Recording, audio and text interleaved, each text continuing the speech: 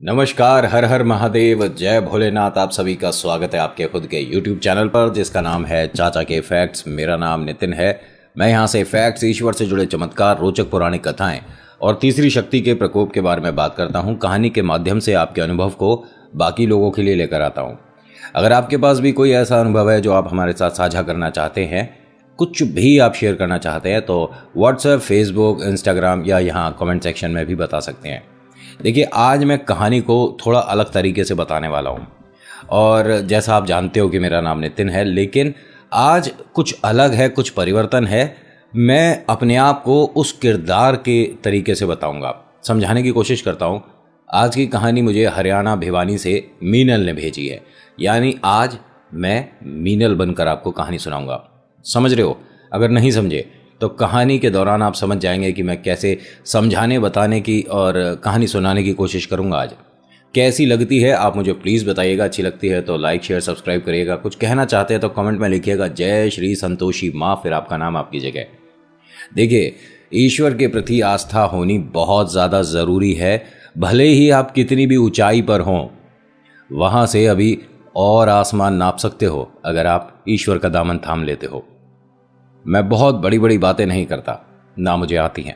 बस इतना कहना चाहता हूं कि अगर आपने ईश्वर का हाथ थामा हुआ है तो आपका समय तो गजब का आने वाला है। अभी फिलहाल चैनल का इंट्रो, फिर उसके बाद आकर शुरू करता हूं। जय मां भवानी।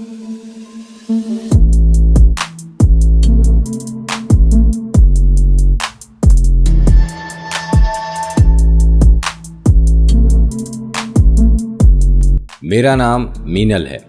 मैं हरियाणा की रहने वाली हूँ। मेरी 4 बहनें हैं और मेरे पिता आर्मी में हैं। मेरी माता जो हैं वो घर पर रहती हैं, हम सबकी देखभाल करती हैं। और जो मेरी नानी है, ये मेरी मम्मी की बहुत ज़्यादा परवाह करती हैं। मेरे पापा यहीं रहते हैं नानी के घर में, जिसे आप लोग घर जमाई बोलते हैं। उसकी एक बहुत बड़ी वजह है। मेरी नानी के कोई बेटा नहीं था, तो उन्होंने मेरे पापा को अपना बेटा बना लिया। सब कुछ एकदम अच्छा है। आज बहुत सारे लोगों को मैं सुनती हूँ ये कहते कि भाई बेटा बेटी एक समान।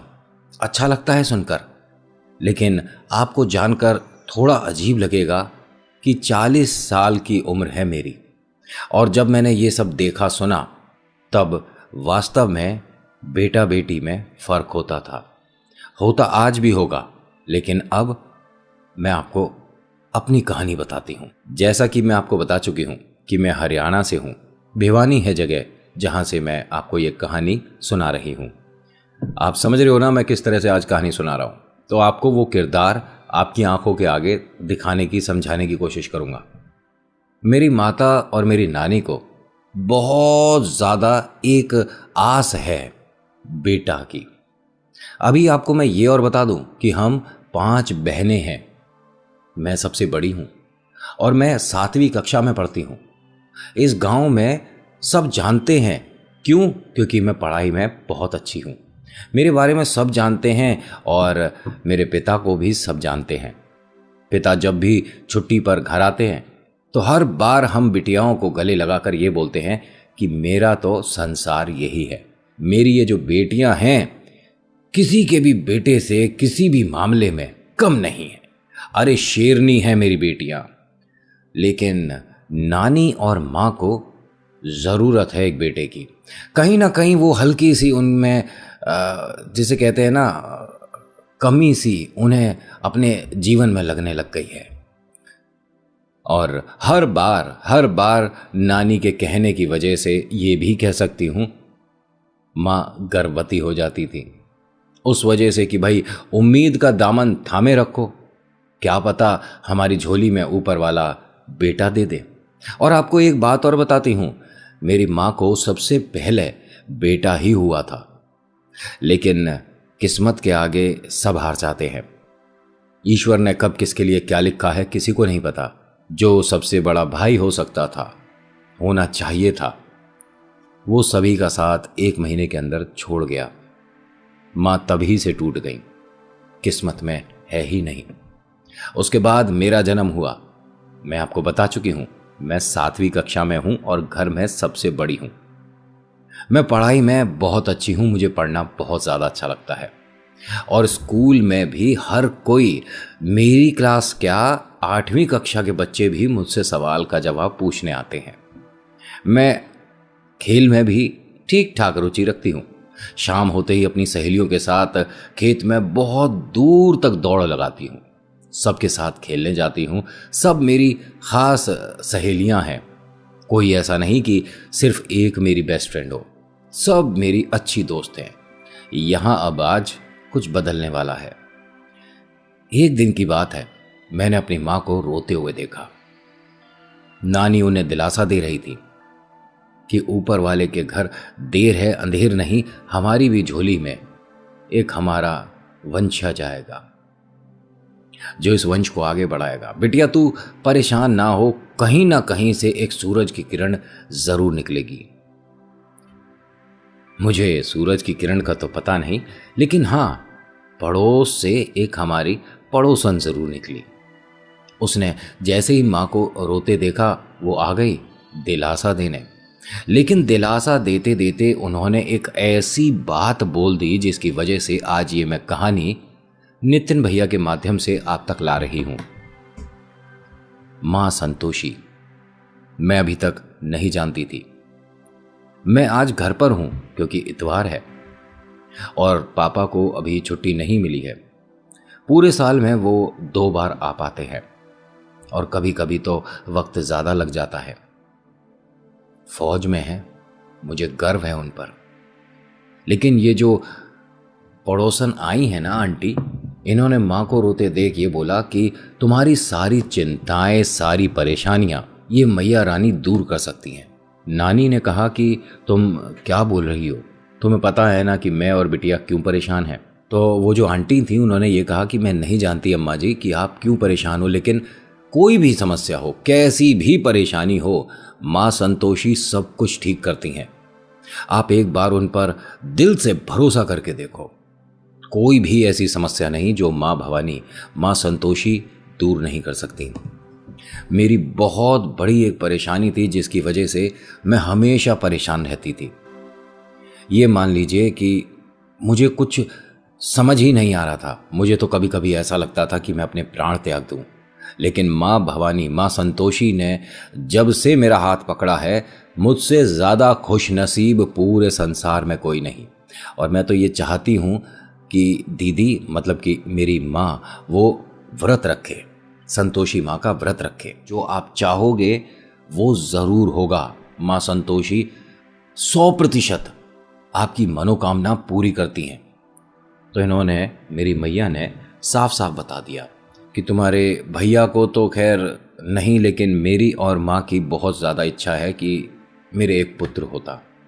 इन बहनों के लिए एक ऐसा सहारा होता जो कि हमेशा इनका एक तरह से ढाल बनकर खड़ा रहता। और मेरे को अपनी बिटियाओं से ऐसा नहीं कि लगाव नहीं, प्यार नहीं, मेरे दिल का टुकड़ा है सभी। लेकिन कहीं ना कहीं तू समझती है ना। उन आंटी ने हंसकर कहा कि ये तो बहुत छोटी सी बात है, आप मेरे कहे से व्रत रखना शुरू कर दो और यकीन मानो आपको घर में बदलाव आते नजर आने शुरू हो जाएंगे। अब यहाँ नानी माँ ने कहा कि जैसा आपने बताया कि संतोषी माँ का व्रत रखना है और पूरे दिन में एक ही बार खाना खाना है और खटाई नहीं खानी है, लेकिन क्योंकि तुम जानती हो कि 3 महीने पहले ही डिलीवरी हुई है और इसकी हालत अभी ऐसी है नहीं, कमज़ोरी बहुत है और डॉक्टर ने तो ये मानिए 3-3, 4-4 दफ़े खाने को बोला है। क्या मैं रख सकती हूँ व्रत? उन्होंने कहा अम्मा जी आप नहीं रख पाओगे, इस उम्र में तो आपको ज़्यादा खाना चाहिए, थोड़ा सा परिश्रम भी करना चाहिए, चलना चाहिए, लेकिन व्रत मैं नहीं कहूँगी क्योंकि आपकी आस्था भगवान के लिए ज़रूर होनी चाहिए, लेकिन अपनी सेहत का भी आपको ख्याल रखना है। तभी मेरी तरफ देखा नानी ने। आप जानते हो ना कि मैं तो सिर्फ 7वीं कक्षा में हूँ। नानी ने कहा कि क्या बिटिया रख सकती है? मैं तो घबरा गई क्योंकि मैं सिर्फ अपनी कक्षा में अव्वल आ सकती हूँ, मुझे पूजा करनी नहीं आती है। पड़ोसन आंटी ने यह कहा कि हाँ हाँ ये रख सकती है, मीनल तो अब 7वीं कक्षा में है, बड़ी बिटिया है, बिटिया तू रख सकती है क्या। माँ ने मेरी तरफ देखा और वो आंखें मैं आज भी नहीं भूल सकती। उसमें उम्मीद थी कि मेरी बिटिया क्या मेरे लिए इतना कर सकती है। मैंने झट हाँ कर दिया। मुझे नहीं पता कि व्रत कैसे रखते हैं, मुझे नहीं पता कि माँ संतोषी कौन है, मुझे बस इतना पता है कि मेरी माँ के चेहरे पर मुझे मुस्कुराहट चाहिए। मुझे और कुछ नहीं पता। मुझे ये भी नहीं पता था कि मेरे व्रत रखने से मुझे क्या मिलने वाला है। बस मैंने हाँ कर दिया। माँ ने हंसकर मुझे गले लगा लिया और कहा कि बिटिया अगर तू व्रत रखती है तो तुझे तोहफे में माँ संतोषी एक प्यारा सा भैया देंगी जो पूरी जिंदगी तुम लोगों को खुशियां देगा, तुम सबकी सेवा करेगा, जो तुम कहोगी वो लाकर देगा, बाजार तुम लोगों को जाने की जरूरत नहीं होगी, तुम उससे अपने सारे काम कराओ।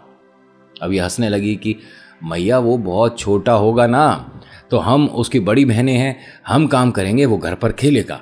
अभी बात बहुत हंसी मजाक में हो गई। वक्त बीतने लग गया, लेकिन अब यहां समस्या शुरू हो रही है। मां संतोषी की कथा करने में वक्त लगता है और ये डेली मां संतोषी की कथा करनी शुरू कर चुकी है। यानी मैं एक दिन व्रत भी रखती हूं और मैं डेली मां संतोषी की कथा पढ़ती हूं। जिस दिन मेरे को व्रत रखना होता है उस दिन मुझे पूरे दिन में एक बार खाना मिलता है और मुझे कोई परेशानी भी नहीं होती। मन में बस यही चलता रहता है कि अब मेरा भैया मेरे पास होगा, जल्दी मेरा भैया मेरे पास होगा, मां संतोषी सब कुछ ठीक कर देंगी। वक्त बीत रहा है। आज मैं 8वीं कक्षा में आ चुकी हूं। अभी यहां मैया की आस्था मां संतोषी के लिए थोड़ी सी डगमगा रही है। पिता ने कहा कि तुम नन्ही सी गुड़िया से व्रत रखवा रही हो, ये गलत है। मेरी गुड़िया पीठ पीछे देखो खाली पेट रह रही है, गलत बात है।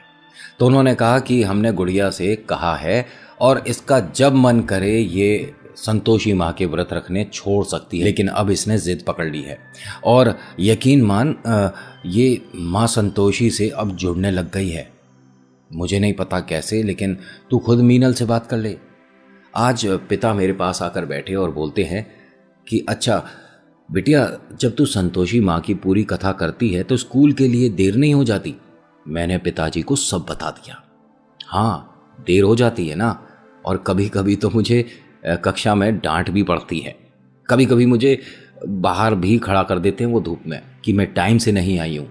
गलती मेरी है ना पिताजी, जब हमारा विद्यालय सुबह 7-8 बजे शुरू होता है और मैं अगर 15-20 मिनट बाद जाऊंगी तो गलती करेंगे तो हमें सज़ा तो मिलेगी ना। पिता हंसकर बोले कि बिटिया ये गलती नहीं है और तो एक काम करना, कथा मैं कर लूँगा, कोई और कर लेगा, लेकिन तू अपना सिर्फ पढ़ाई पर ध्यान दे। मैंने कहा नहीं, पढ़ाई तो ज़रूर करूँगी, लेकिन मुझे तो भैया पर भी ध्यान देना है। और यहाँ पिता ने हंसकर मेरे माथे पर हाथ लगाया, आशीर्वाद दिया और वो चले गए। दिन बीत रहे हैं और मेरा विश्वास माँ की तरफ बढ़ रहा है। मैं अपनी सभी बहनों को भी अच्छे से पढ़ाई करा सकती हूँ, मैं इतनी इंटेलिजेंट हूँ पढ़ाई में। वक्त बीत रहा है। नानी और माँ दोनों जो हैं ये मानिए कि बस एक आस के सहारे चल रही हैं कि शायद कुछ अच्छा होने वाला है। आज मैं बहुत रोई हूं। हुआ क्या मैं आपको बताती हूं। स्कूल से आने के बाद मैंने घर पर अपना बस्ता रखा और क्योंकि मौसम बहुत ज़्यादा अच्छा था, ठंडी हवाएं चल रही थी और धूप तो बिल्कुल नहीं थी, मेरी सखियों ने आकर घर पर मुझे आवाज़ दी और मैं उनके साथ खेलने चली गई। एक मेरी ख़ास दोस्त थी विमला, जिससे मेरी कुछ अनबन हो गई खेलते वक्त और उसने मुझे धक्का दे दिया और मैं ज़मीन पर गिर गई। मुझे बिल्कुल भी परेशानी नहीं हुई, ना मेरे आंसू निकले, मैं स्ट्रांग हूँ। लेकिन उसने जो बात बोली उसके बाद मेरे आंसू घर तक नहीं रुके। उसने मुझे कहा कि तू किसी की भी पूजा कर ले, तेरे को भगवान कभी भाई देगा ही नहीं, तेरी जिंदगी में कभी भाई नहीं आएगा और मैं तुझसे कभी बात नहीं करूंगी। मुझे कोई परेशानी नहीं, उसने मुझे गिरा दिया। मुझे कोई परेशानी नहीं कि वो मुझसे बात नहीं करेगी, मुझे सिर्फ उस बात की परेशानी है जो उसने मेरे लिए, मेरे भाई के लिए बोली है। मैं घर आई हूँ, माँ और नानी दोनों मुझे देखकर चिंतित होती हैं, परेशान होती हैं कि मीनल क्यों रो रही है। मैंने उन्हें सारी बातें बता दी। मेरी मैया ने मेरे सिर पर हाथ रखा और कहा, किसी के कहने से मीनल ऐसे कुछ नहीं हो जाता। तू माँ संतोषी की बात मानेगी कि अपनी उस सहेली की? तो मैंने कह दिया कि मैं तो माँ संतोषी की ही बात मानूंगी। अब मैं उसके सामने क्या मैया को नाराज करूंगी? तो माँ ने कहा, ऐसा ही तो होता है बेटा, जब आप कुछ अच्छा करने चाहते हो तो इस तरह की समस्याएं अड़चनें आती हैं। तू मुस्कुरा और आगे बढ़। मैंने यही करा। मैंने फिर उससे बातचीत ही करनी बंद कर दी। वक्त बीत रहा है। आज मैं 10वीं में आ चुकी हूं और आज वो दिन है जब मां फिर से एक बार मां बनने वाली हैं। आज या कल में खुशखबरी आने वाली है। मैं मां संतोषी से बार बार प्रार्थना कर रही हूं कि मैया मेरा विश्वास नहीं टूटना चाहिए। और मैं आपको एक बात बताऊं, खेलने के लिए जैसे लोग गुड्डा गुड़िया बनाते हैं ना, तो हमारे घर से थोड़ी दूर जो खेत था हमारा, मैं उसमें गीली मिट्टी को एक तरह से हल्का हल्का, जिसे कहते हैं ना, सुखा कर कुछ उससे आकार बनाना, मैं माँ संतोषी का मंदिर बनाती थी और वहाँ एक प्यारी सी माँ की फोटो रख देती थी। खैर, आज वो दिन है जब हमारे घर में खुशियाँ आने वाली हैं। आज का दिन बीत गया, अगला दिन मेरा जन्मदिन है। कहीं ऐसा तो नहीं कि माँ संतोषी मेरे जन्मदिन वाले दिन ही मुझे कुछ तोहफा दे दें। ऐसा ही हुआ।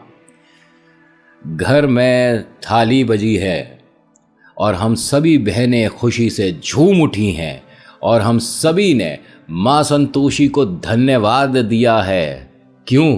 क्योंकि उन्होंने हमें एक भैया आशीर्वाद में दिया है। हाँ, बहुत लोगों के मुंह पर ताले लग गए हैं।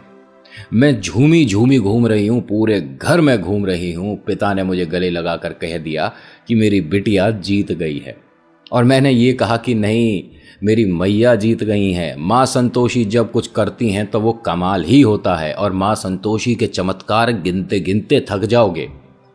मेरे पिता ने मेरा माथा चूमा और मेरे भैया को गोदी में लेकर सभी के सामने इस तरह से दिखाया कि देखो, ये तोहफा संतोषी माँ ने हम दोनों को नहीं दिया है, इनको दिया है।